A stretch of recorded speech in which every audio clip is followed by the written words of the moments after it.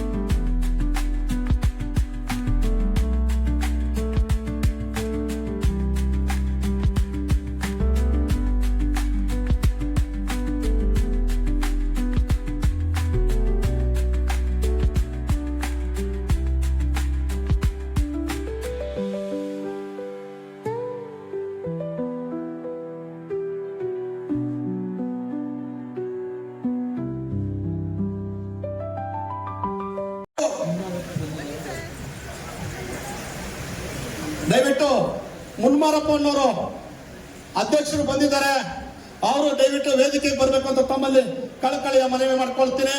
ನೋಡಿ, ಸುತ್ತಮುತ್ತಲ ಸ್ಲಮ್ಗಳಲ್ಲಿ ಜನ ಬಂದು ಕೊರೋನಾ ಟೈಮಲ್ಲಿ ಅದು ಖಾಲಿ ಇದ್ದಾಗ ಜೀವ ಕಾಪಾಡೋದಕ್ಕೋಸ್ಕರ ಒಂದು ಸೂರು ಇಲ್ದಿರ ಬೀದಿನಲ್ಲಿ ಮನೆಗೆ ಹಾಕ್ದಿರ ಆ ಮನೆಗಳಲ್ಲಿ ಬಂದು ಸೇರಿದ್ದಾರೆ. ಅವ್ರನ್ನ ಇವತ್ತು ಸುಮಾರು ಜನ ಇಳಿದ ಕಾಣದ ಕೈಗಳು ಅವನ್ನ ಖಾಲಿ ಮಾಡಿಸಿ ಅವರು ಅದನ್ನ ಪಡಿಬೇಕು ಅಂತ ಇಷ್ಟಪಡ್ತೀಯ. ಇಷ್ಟೊತ್ತು ಆಯ್ತು, ಆ ಹುಡುಗ ಹೇಳ್ತಾ ಇದ್ದ, ಇದು ಎಂಟರ್ಟೈನ್ಮೆಂಟ್ ಅಲ್ಲ, ಇದು ಒಂದು ಶಕ್ತಿ, ತಮ್ಮದೇ ಒಂದು ಸೌಂಡು. ಹಾಗೆ ಈ ಮಕ್ಕಳು ತುಂಬಾ ಬಡತನ ಇಟ್ಕೊಂಡು ಅವ್ರನ್ನ ಸಾಕ್ತಾ ಇದ್ದಾರೆ. ಅವರು ಒಂದು ದೇವರು ಇಲ್ಲೇ ಇಲ್ಲ ಅಂತ ಒಂದು ಡ್ಯಾನ್ಸ್ ಹಾಕಿದ್ರು ಮೊನ್ನೆ ತಮಿಳುನಾಡಲ್ಲಿ, ನೀವು ಹಾಕೊಂಡು ನೋಡಿರ್ಬೇಕು. ಅವರು ಕಪ್ಪು ಶರ್ಟ್ ಹಾಕೊಂಡು ಈಗಲೂ ಆಡ್ತಾರೆ. ಕಪ್ಪು ಶರ್ಟ್ ಹಾಕೊಂಡು ಅದ್ರ ಹಿಂದ್ಗಡೆ ತಂದೆ ಪೆರಿಯಾರು ಅವರ ಭಾವಚಿತ್ರವನ್ನು 30 ಮಕ್ಕಳು ಆಶ್ರಯ ಪಡಿತಾ ಇದ್ದಾರೆ. ಮತ್ತೆ ಎಲ್ಲ ಮಕ್ಕಳು ಸರ್ಕಾರಿ ಆಂಗ್ಲ ಶಾಲೆಯಲ್ಲಿ ಓದ್ತಾ ಇದ್ದಾರೆ, ಎಲ್ಲ ಮಕ್ಕಳು ಇಂಗ್ಲಿಷ್ ಮೀಡಿಯಂ ಓದ್ತಾ ಇದ್ದಾರೆ. ಮತ್ತೆ ಅಲ್ಲಿ ಇರ್ತಕ್ಕಂಥ 30 ಮಕ್ಕಳು ಸಹ ಬಾಬಾ ಸಾಹೇಬ್ ಅಂಬೇಡ್ಕರ್ ಬಗ್ಗೆ, ಪೆರಿಯಾರ್ ಬಗ್ಗೆ, ಜ್ಯೋತಿಬಾ ಫುಲೆ ಅವ್ರ ಬಗ್ಗೆ, ಬಸವಣ್ಣವ್ರ ಬಗ್ಗೆ, ಇಡೀ ಇತಿಹಾಸದ ಬಗ್ಗೆ ಮಕ್ಕಳು ಮಾತಾಡುವಂತ ಶಕ್ತಿಯನ್ನ ಹೊಂದಿರುವಂತ ಮಕ್ಕಳು.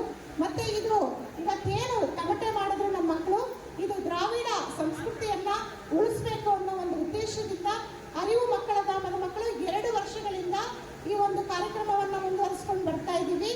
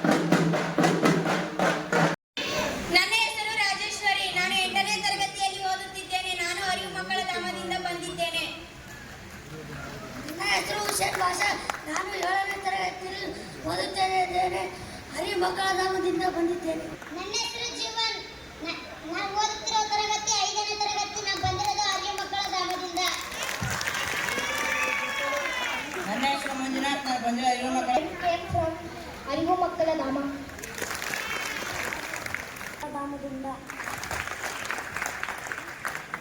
ನನ್ನ ಹೆಸರು ಸೋನಿ. ನಾನು 6ನೇ ತರಗತಿಯಲ್ಲಿ ಓದುತ್ತಿದ್ದೇನೆ. ನಾನು ಬಂದಿರೋದು ಅರಿವು ಮಕ್ಕಳ ಧಾಮದಿಂದ.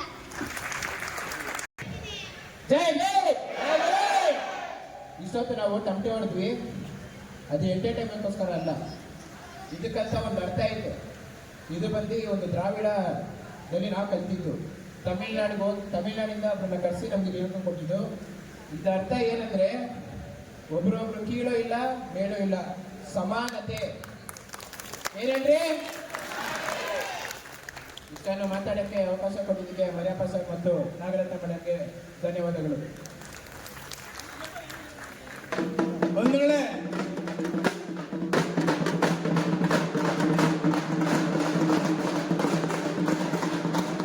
ಹೇಳಿದ 11 ಗಂಟೆಗೆ ನಮ್ಮ ಜನ ಬರ್ತಾ ಬರ್ತಾ ಬರ್ತಾ ಎಮ್ಮೆಗಳಾಗ್ಬಿಟ್ಟಿದ್ದಾರೆ.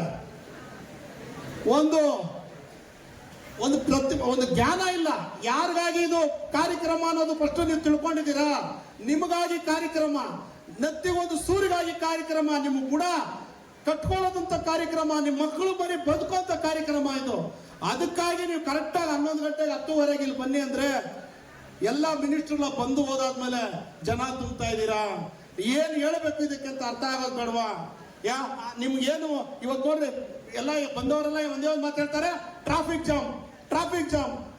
ಅದೆಲ್ಲ ಇಡೀ ನಾವು 20 ವರ್ಷದಿಂದ ಟ್ರಾಫಿಕ್ ಜಾಮ್ ನೋಡ್ತಾನೆ ಇದ್ದೀವಿ. ಆದ್ರೂ ಬಂದು ನಮಗೆ ಟ್ರಾಫಿಕ್ ಜಾಮ್ ಅಂತ ಹೇಳ್ತೀರಾ, ಇದು ಸರಿನಾ ನಿಮಗೆ?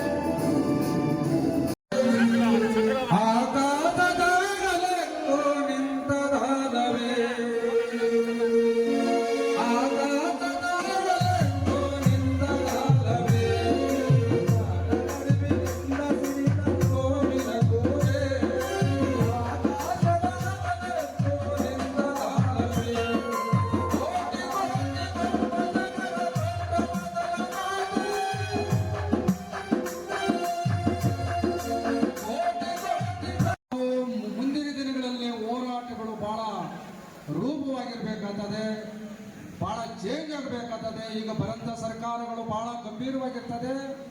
ನಮ್ಮ ಹೋರಾಟಕ್ಕೆ,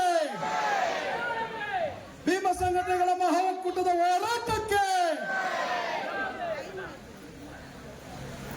ನೋಡಿ, ನಾವು ಜೈ ಜೈ ಜೈ ಜೈ ಜೈ ಭೀಮ್,